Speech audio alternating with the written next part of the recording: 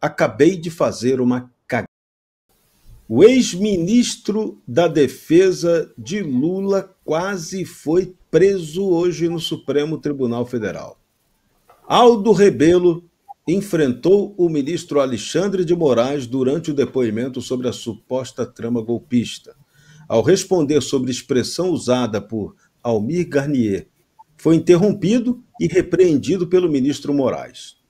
Ao dizer que não aceitava censura, Aldo Rebelo foi ameaçado por Moraes. Se não se comportar, vai ser preso por desacato. Rebelo se recusou a continuar respondendo enquanto fosse censurado.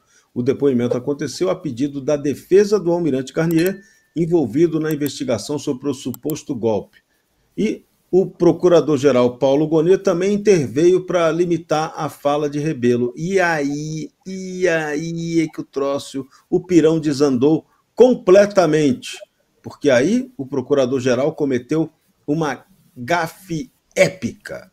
Ele deixou vazar o áudio aberto, onde ele disse ter feito uma cagada. Isso aconteceu na oitiva do Aldo Rebelo. A gafe ocorreu após Gonet fazer uma pergunta tendenciosa se a Marinha conseguiria dar o golpe sem o Exército. Aí o advogado Demóstenes Torres, um ex-senador, interrompeu o PGR, alegando que ele não poderia fazer afirmações ou pedir opiniões. Alexandre de Moraes pediu para Gonet refazer a pergunta no momento em que o PGR disse a frase com o microfone aberto. Acabei de fazer uma cagada. Que legal, que bacana. Aldo Rebelo respondeu que a Marinha não teria condições de dar golpe sozinha por ter efetivo pequeno e equipamentos insuficientes. Agora, meus bradockers, como é que vocês viram essa gafe do procurador-geral? Uma cagada, literalmente, né? Me diga aí, Dácio Bracarense. E isso mostra que a gente está no caminho errado quando começa a fraquejar. E aqui eu quero parabenizar a equipe do Bradock pela montagem da pauta que conta uma história. Sim, se vocês olharem as notícias que a gente foi tratando aqui, uma a uma, elas contam uma história. Uma história da tragédia brasileira e do assassinato da nossa democracia. Veja que interessante. O Mauro Cid, com a sua bola de cristal, dizendo que seria preso. Todo mundo sabia que isso aconteceria, mas não só isso. Todos aqueles que estavam na Praça dos Três Poderes sabiam que as estatais dariam prejuízo, que a corrupção voltaria, que os idosos seriam roubados, que voltaria, a inflação chegaria, que a comida faltaria e que a gente veria todo tipo de absurdo. Portanto, não é lícito gerar documento que permita que esse regime diga para os americanos que estão tentando fazer alguma coisa: olha, tanto é grave que eles próprios estão mostrando, estão recuando. Eles estão recuando porque eles reconhecem que houve uma tentativa de golpe aqui. Está errado. A fraqueza atrai a agressividade. Não é fala minha, não. É do Donald Rumsfeld. A fraqueza atrai a agressividade. E o Aldo Rebelo, vejam só, criado nas escolas do comunismo, teve que ir lá para poder ensinar um pouco de hombridade e dizer que ele não aceita o assassinato da democracia em praça pública. Isso é o mínimo. Isso é o mínimo. O mais triste e lamentável disso tudo são homens que deveriam ter sido forjados sobre o calor da luta, simplesmente entregaram a democracia brasileira para pessoas absolutamente inescrupulosas. Homens que vestem fardas, que não tiveram a coragem do Aldo Rebelo. E vou dizer mais. Diante da maldade que a gente está vendo no Brasil, nenhum ato que aconteceu em Brasília não deixa de ser justificável. Não estou dizendo que não mereçam punição, prestem muita atenção. Prestem muita atenção. Ainda que as pessoas tenham medo do rocambole do inferno, eu não tenho, não. Eu estou falando para vocês aqui algo que é sério. A gente tem que começar a avaliar o que está acontecendo no Brasil. A maldade, a morte do Clesão, tudo que está acontecendo no Brasil tem uma medida imensurável, muito maior do que eventuais danos causados por aquelas pessoas que, assim como o Mauro Cid, tinham uma bola de cristal bem calibrada, meu amigo Serrão. E olha, a gente vai ver muito mais aberrações, sabe por quê? Porque a tentativa de golpe não aconteceu, esse é um teatro, e aqueles personagens não são juízes, e esse procurador que comete uma gafe nesse nível faz qualquer coisa, menos apurar os elementos desse processo de forma isenta. O que a gente tem é uma aberração persecutória, uma ditadura, uma tirania, e eu espero muito que países como os Estados Unidos, mas não só eles, ou os países civilizados do mundo, ajudem o povo brasileiro a se livrar dessa gente o mais rápido possível. E agora no Braddock Show, como eu tinha prometido para vocês, o comentário do nosso super craque Rodrigo Constantino sobre as doideiras dessa sexta-feira no Brasil e no mundo. Fala, Consta! Olha, hoje eu vou fazer um comentário bem breve sobre esse depoimento da testemunha Aldo Rebelo, ouvido como testemunha, que por ele ter dado uma opinião dele de que existe figura de linguagem, então as tropas estão à disposição, não quer dizer necessariamente que está pronta para um golpe, as tropas estão sempre à disposição do comandante em chefe, que é o presidente da República. Ele deu outro exemplo, né? Eu estou frito, não quer dizer que você está dentro de uma panela sendo fritado, e por aí vai. E o ministro Alexandre de Moraes não gostou disso, e disse que ele não tinha que dar opinião nenhuma e tudo, e o Aldo Rebelo virou e falou, não a censura, eu tenho direito à minha opinião sobre a língua portuguesa, sobre a interpretação. No que o ministro Alexandre de Moraes rebateu, ameaçando Aldo Rebelo de prisão por desacato à autoridade. Isso chocou muita gente, até a gente da Globo News ficou assustada, né? Porque quando você começa a alimentar um monstro, você acha que ele vai depois ficar quietinho quando ele já atacou os seus inimigos. Você ignora a natureza humana e a história, que nos ensina que esses monstros, eles são que nem um gremlin, eles começam a pipocar e avançar sobre todos. Então, isso denota um Alexandre de Moraes um tanto descontrolado. E aí a gente tem todo o direito de perguntar, teria isso alguma ligação com a lei Magnitsky, que o secretário de Estado americano do governo Trump, Marco Rubio, diz que está em análise com grande possibilidade de ser concretizado? A lei Magnitsky, vamos lembrar, ela transforma o sujeito num pária global, né? É uma morte financeira no mundo ocidental. O sujeito não pode mais ter conta com cartão de crédito que tem bandeira que opera nos Estados Unidos, como Amex, Mastercard, Visa. Ele não pode ter conta em banco que opera nos Estados Unidos, Banco do Brasil, Itaú, Bradesco. Ele não pode ter conta nem no Google e na Netflix, no limite. Então, é uma operação drástica. Desde que foi aprovada a Lei Magnitsky Global em 2016, porque a primeira foi em 2012 com Obama, por conta do assassinato do advogado Magnitsky nas masmorras do Putin, 650 pessoas foram sancionadas com o Magnitsky Act. Isso dá uma média em 9 anos de 70 a 72 pessoas por ano. E, grosso modo, juízes de Cuba, procuradores da Venezuela, juízes, ou seja, gente corrupta ligada a ditadores que perseguia inocentes, que atropelava os direitos humanos. O Brasil começar a entrar nessa seara significa algo da maior gravidade. E o Alexandre de Moraes está tentando, junto com os seus cúmplices do STF, apelar para que o Itamaraty e o governo Lula façam alguma coisa para dissuadir o Trump. Tem que ser encarado como uma ameaça à soberania nacional, o que é ridículo. O Magnitsky Act do Trump não teria nada a ver com o Brasil, teria a ver com os Estados Unidos, empresas que operam nos Estados Unidos. Está dentro da prerrogativa de governo americano. O que afeta a soberania nacional, por exemplo, é pedir ajuda ao governo americano para interferir nas eleições brasileiras, como fez o Barroso, o mesmo que se vangloriou de ter derrotado o bolsonarismo. A chapa está esquentando, Alexandre de Moraes está descontrolado, porque ele sabe que está vindo aí o maçarico no cangote. Ninguém solta a mão de ninguém? Vamos ver se quando cair mesmo uma sanção dessas sob a cabeça do Alexandre, se os demais vão continuar achando graça em defendê-lo. E a Inquisição agora ficou totalmente escatológica. Tanto que o comandante da Marinha atual, Marcos Sampaio Olsen, negou ter recebido ordem de seu antecessor Almir Garnier para mobilizar tropas. A declaração foi dada no depoimento ao Supremo no âmbito desse caso da Inquisição golpista. Olsen garantiu que não recebeu qualquer determinação nesse sentido.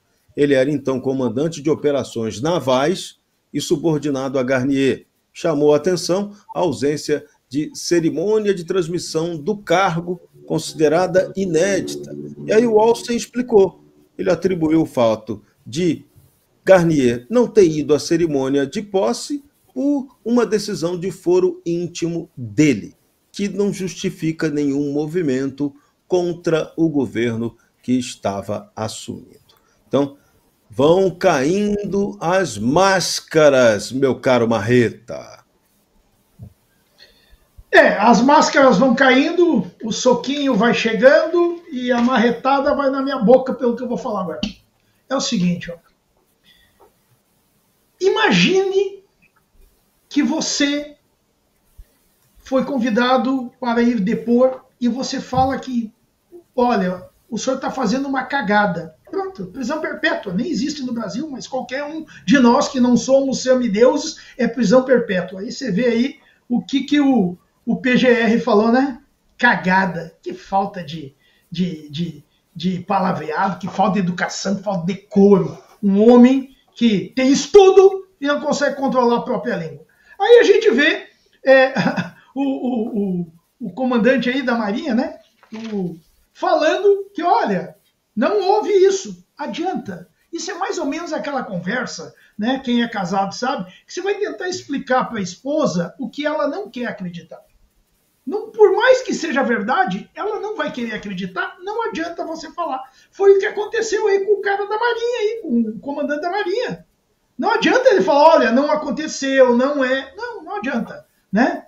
Nem que coloque ele no polígrafo, os caras vão aceitar, vão dizer que o equipamento está errado. O que a gente vê hoje no Brasil, né, no poder judiciário do Brasil, é mais ou menos o que a gente vê no futebol. Você que gosta de futebol, presta atenção. Hoje no futebol tem o VAR. De vez em quando tem um lance, o VAR chama o juiz. E o juiz chega e diz, eu não quero saber o que tem no VAR. A minha decisão é essa. Como a gente tem visto vários erros aí. O VAR fala, olha, foi gol. Né? O juiz, não, decisão de campo, não foi. Só ele não quer ver. No Brasil está acontecendo a mesma coisa. Tudo que nós falarmos está errado. Só vale o que eu quero ver, o que eu quero ouvir e o que eu quiser falar. É aquela velha história, né? É isso que está acontecendo no nosso país, lamentavelmente, meu amigo Serrão. O presidente Lula conseguiu banalizar a maior honraria diplomática brasileira. A cada dia ele se supera. Ele condecorou mais de 100 pessoas com a Ordem de Rio Branco, maior honraria concedida pelo Ministério das Relações Exteriores do Brasil. Entre os homenageados estavam a parlamentar Érica Hilton, do PSOL, e o rapper Mano Brown, descaracterizando a natureza diplomática dessa medalha. 9 pessoas receberam o grau máximo de Gran Cruz dessa ordem, incluindo governadores petistas como Jerônimo Rodrigues e Rafael Fonteles. A deputada Sâmia Bonfim, do PSOL, e senadores Omar Aziz e Paulo Paim também foram contemplados. O procurador-geral Paulo Gonet e o presidente da Câmara, Hugo Mota, também foram promovidos para a Gran Cruz. André Marcília, essa medalha, o efeito Mutley do governo Lula está ficando esquisito. Ontem foi a Jan, outros agraciados que não tem nada a ver com a diplomacia. O Rio Branco deve estar dando 13 voltas no túmulo, né? Ô Serrão, você sabe que quando Dom João veio aqui para o Brasil e precisava conquistar, sobretudo a elite brasileira, queria trazer a elite para o lado dele, estava acabando de chegar de Portugal, enfim, o Brasil era um país desconhecido, sabe o que ele fez? uma das coisas que ele fez foi isso.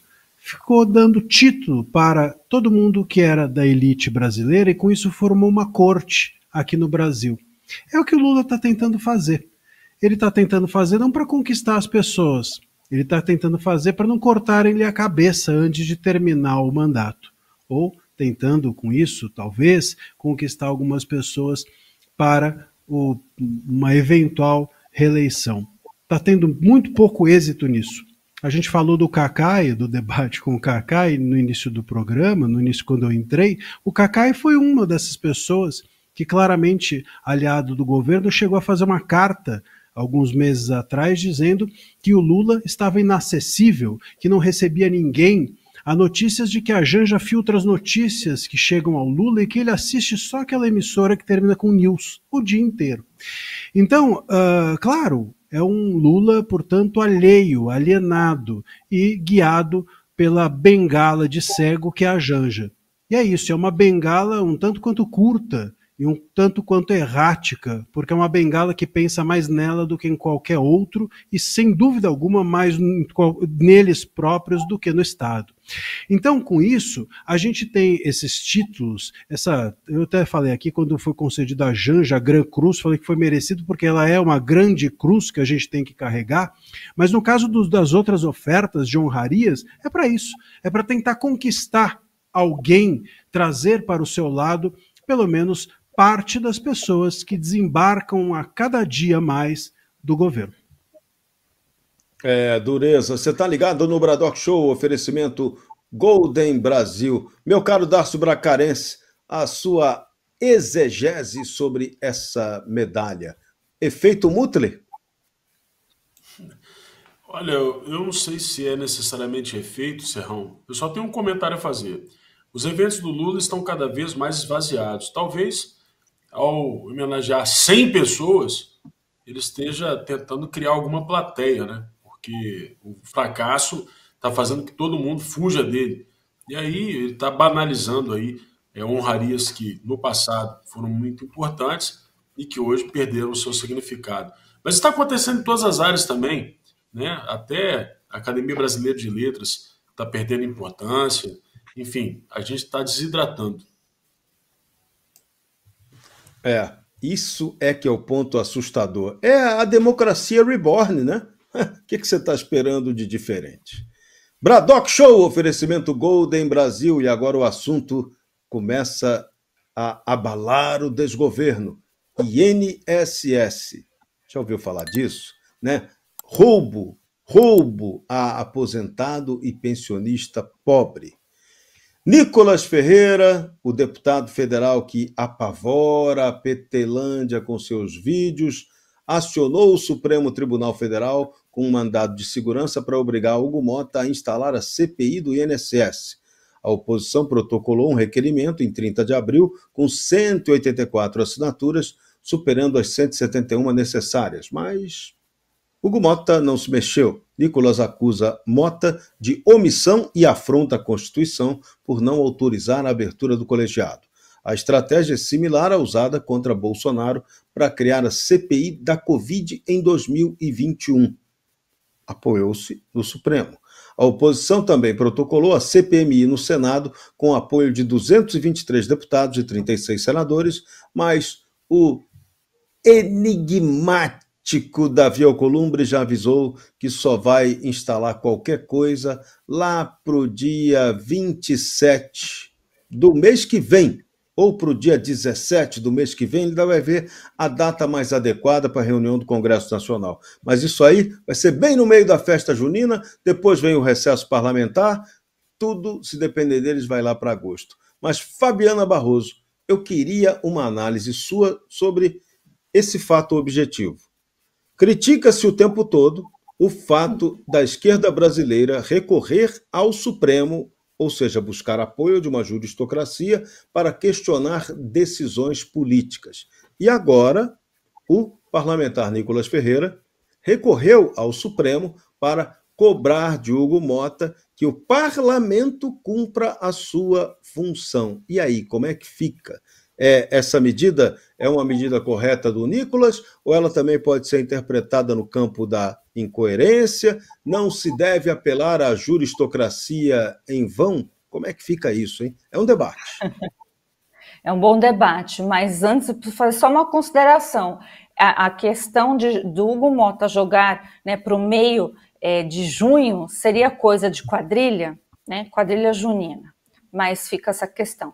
Agora, falando aqui propriamente dito, eu sempre fui uma defensora do esgarçamento do sistema jurídico no Brasil, que significa que você tem que entrar na justiça, você tem que usar os meios. Se vai dar certo ou vai dar errado, é outro problema, mas isso sempre precisa ser feito. Então, os nossos parlamentares têm que fazer isso. Por quê? Porque nós temos uma janela muito empurrada, né, para julgamentos sempre são provocados por parlamentares da esquerda e por isso, né, e nada também já é o começo disso, você tem julgamentos também muito mais favoráveis à esquerda. Um exemplo bom para se entender isso é pegar as eleições, as últimas eleições que tivemos no Brasil, as eleições municipais. Não dá para comparar o número de ações que foi colocada pela esquerda e pelos partidos de direita. Foi muito mais à esquerda. Então, portanto, é óbvio, você tem mais decisões a favor e contra da esquerda porque ela esgarçou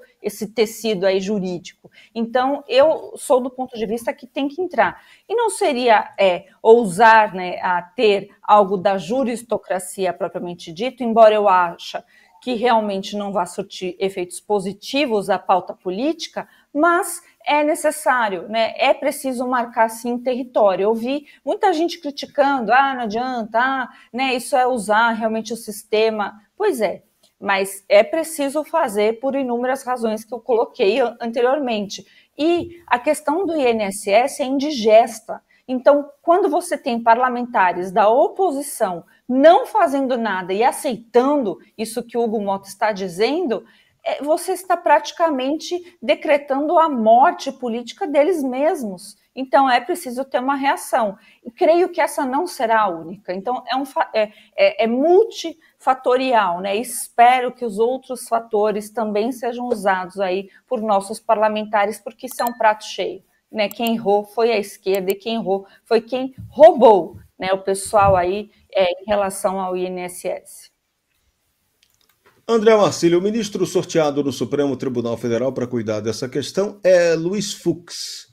Minha bola de cristal, que nunca funciona bem, ela está dizendo para mim que o Fux vai determinar que essa questão é uma atribuição da Câmara dos Deputados para resolver e que ele vai lavar a mão. Será que eu vou acertar dessa vez? Olha, Serrão, seria um precedente nesse sentido muito interessante para o próprio parlamento.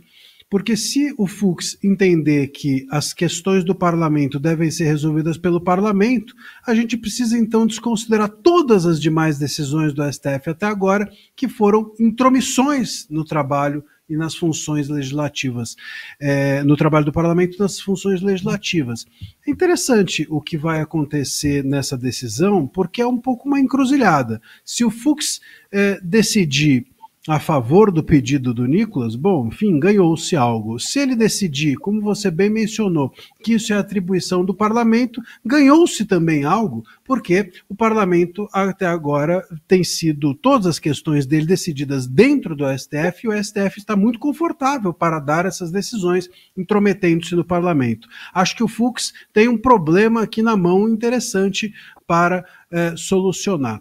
Agora, veja só, acionar, essa questão de acionar ou não acionar, eis a questão, acionar o STF como uma alternativa ao trabalho legislativo, ou seja, acionar o STF porque eu não vou fazer o trabalho político, acho um erro. Agora, acionar o STF e fazer um trabalho político, me parece que pode ser uma solução interessante. Como disse a Fabiana, muito bem, a gente não pode desconsiderar as questões jurídicas só porque a gente tem uma corte ruim ou intérpretes bizarros da nossa Constituição. A gente tem que seguir usando e cobrando que eles interpretem de uma forma errada, adequada, certa. Eles interpretam tão errado que eu já me acostumei a falar só essa palavra. Interpreta errado. Mas não, Temos que cobrar que eles interpretem de uma forma certa e fazer com que isso um dia possa ser uma realidade para nós. Então, creio que me parece que acionar o STF, ao mesmo tempo pressionar politicamente, é o caminho correto. Mas, vamos ver, você colocou uma questão boa que não tinha me ocorrido. O que será que o Fux vai fazer? Repito, se ele entender que essa questão não é do STF, imagina só como ele vai lidar com as demais, que até agora, todas que são também do parlamento, foram julgadas por eles, inclusive a regulação das redes. Você precisa assistir o melhor canal de notícias do Brasil. O programa que fala de tudo, que deixa você informado sobre tudo o que acontece no Brasil e no mundo. Ao vivo, todos os dias, no YouTube. Clique aqui e se inscreva.